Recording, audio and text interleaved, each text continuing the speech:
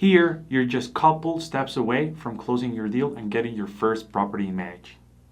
Here are some of the closing costs that you'll encounter as a buyer or as a seller. As a buyer, you will encounter fees such as lawyer fees, and that will depend mostly on the company that you hire to do this. Their fees could range between $1,500 up to $3,000.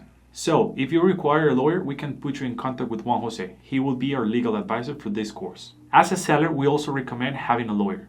He would be in charge of looking at every single detail in the contract so nothing goes by. Then you will have the brokerage account fees or the transfer fees.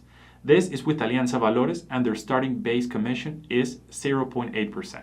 Depending on the amount that you decide to bring to Colombia, Alianza Valores will start having some discounts on that commission. And same for the sellers. If they decide to take the money out of Colombia into their home base, the same commission rate will apply. Then, something very, very important are the notary fees.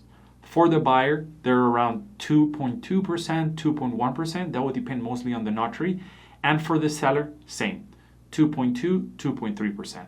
These notary fees are normally split half and half between the parties when they're closing the deal. The day of closing at the notary, you'll receive a certified bill explaining every detail of what you're paying there.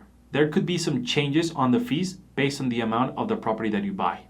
If it starts from $850 and above, then it will be a bit more of tax than the ones that are less of $850. And there's a bank fee that I really like to explain to all of our international investors. This is called 4 por mil or 4 times 1,000.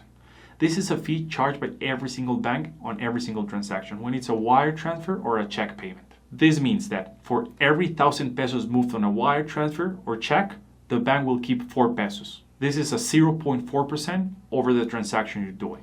At the end of the course, we will be sharing a document where you can see all of those closing costs as a buyer or as a seller. You'll be able to play with the numbers, with the fees, so you can get the real number at the end and you know what you're paying.